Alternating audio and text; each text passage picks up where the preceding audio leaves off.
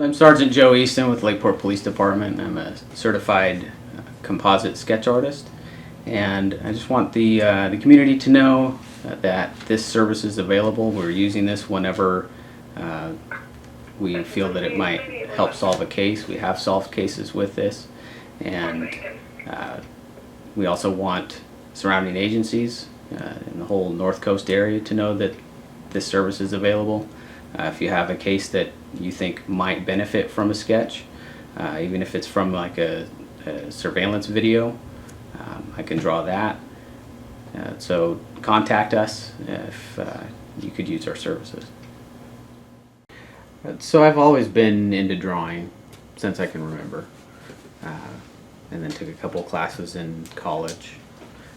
But it was actually suggested to me by a deputy over at the sheriff's office that knew that I was an artist, and said, well, since you're in law enforcement, why don't you go try this? So I went and found a class and put in a request with Chief Rasmussen, and he was all for it. So I went to that first class and been going ever since. What was the first class like, and was it anything that you expected? It wasn't like I expected. I didn't expect a whole lot of instructions on how to draw, more along the process, which I did get, but I also got a lot of really valuable realism training. So I could draw a face that looked like a face, but I learned a lot about how to draw a face that looks like an actual individual in the world. And then the most impressive thing to me was the interview process of how to draw something that's from someone else's memory. I thought that was very impressive, and it works really well. All right, ready for a first look? Mm-hmm. The eyes are right and the nose is right. Okay. The face, too broad. yeah, Okay.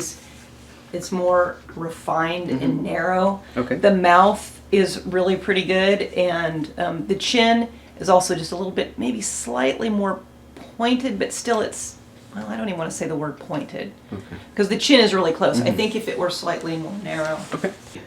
Probably the critical thing is trying to eliminate any interference from me. So if I just draw a face without looking at an actual human face to draw it, it's going to come out of just my imagination, basically. So I don't want to draw just a random nose, for example. I want to draw the nose that the victim or witness saw. So rather than having them just describe the nose verbally and then I draw whatever approximation of that I can come up with out of my imagination of what they're describing, I want them to describe it to me, but then look at a series of noses from mugshots and point to a nose and say, his nose was like that, maybe with some changes, but having an actual human face or part of a human face to draw from makes a huge difference. And that's actually why we call them composites. I never knew that's where that comes from. Of course, a composite means a whole made from different parts. So these are each drawn, they're a whole face. It's a composite of facial features from different individual subjects. So let me show you this book here.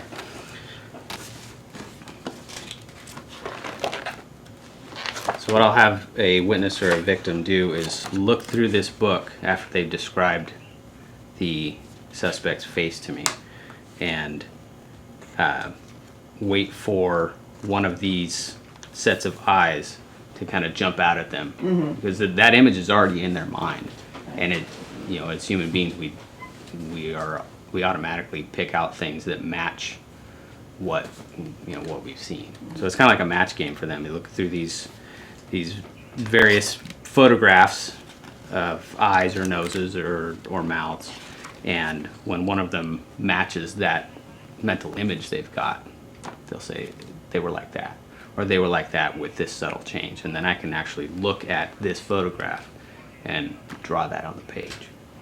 And by the time I've done that with the eyes, with the nose, with the mouth, with the jawline, etc., we have a actual human that on the on the paper that matches somewhat, at least, the image in their memory. Do you find that when you're talking to people for these sketches, is there any one thing that usually pops out as the most prominent in people's memories? The eyes seem to be I think it's just because that's what we focus on. We look at people's faces. But the mouth also tends to be something that's really identifiable. But really just the overall appearance is what we're looking for. And in fact, we're looking for not necessarily a photographic image, but something closer to like a caricature. We want it to remind somebody who sees it on the news or reads it in the paper and sees the drawing. We want it to remind them of somebody, rather than look like, if I make it too close to what's in the book here, it's going to look like that person, not necessarily this other individual that's out in the world somewhere that someone knows. Do you also do them for other agencies? Yes. Yeah, there are not very many trained composite artists on the North Coast. So from this area north to probably the northern Humboldt County area, there are, I don't know of any other trained artists. There are a couple of east of there, but so that's kind of what we're trying to do here, is get the word out to surrounding agencies through the news media that this is available. Right. Hopefully we can help solve some cases. So I'm Brad Rasmussen. I'm the police chief here in Lakeport, and we're here with Sergeant Joe Eastham, who is one of our sergeants here. What we're talking about here today is the resource that we have in Joe's skill as a forensic or a composite sketch artist for the police department. So basically what we do is when we have cases where a witness or a victim has seen a suspect, but we don't have any other way to identify that person, we use this resource where Sergeant Eastham will interview them and come up with a composite sketch that we put out to the public via the media. And the reason that's important is this only works when we have media that's willing to put it out, first of all, and then the readers that are willing to look at it, share it, and hopefully someone recognizes this person, because that's how we're going to solve the cases.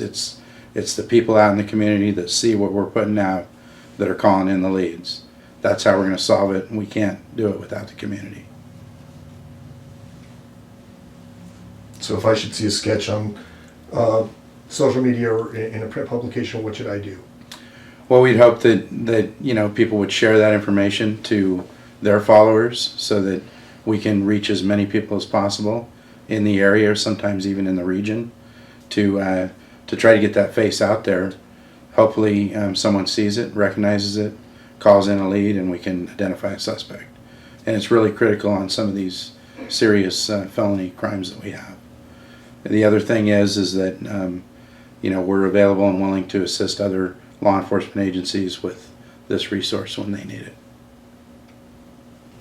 How long does it take you to do an average composite sketch?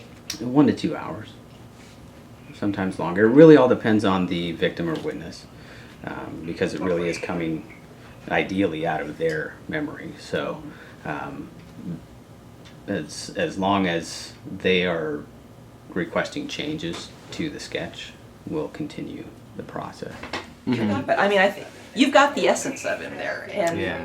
I think it So would some be of close. the jowling that he's starting to get at almost 50, Yeah, if I add that in there, that would probably capture him pretty good. right. So I think that sometimes members of the public might be reluctant to call in a tip, thinking that if they call in and say that sketch looks like so-and-so, that person's going to be immediately arrested and charged with the crime. It's almost never going to be the case. What we're looking for is a lead. So if we find out that the sketch might look like a certain person, we can look into that person and add that information in with the rest of the evidence and information that we have about the case. And if we develop enough puzzle pieces from that, which would typically be numerous pieces of information in addition to the sketch tip, then that might lead to an arrest. But you know, if you call in and say that looks like your Uncle Bob, it doesn't necessarily mean that Uncle Bob's going to jail right away. You know, it may or may not be that person. A lot of the times the tips don't pan out, but we get a number of them, and one tip out of many may turn out to be the suspect. So we don't want people to be reluctant thinking that they're going to get the wrong person in trouble, because that won't happen. We will do our due diligence. We're going to investigate the case completely, and oftentimes exonerate the person that the tip came in on, and a different tip ends up solving the case. Okay, so no, Colin Firth has nothing to fear from Lakeport Police Department, and besides the fact that I think probably the incident wouldn't be considered a crime, even if he were a match. So.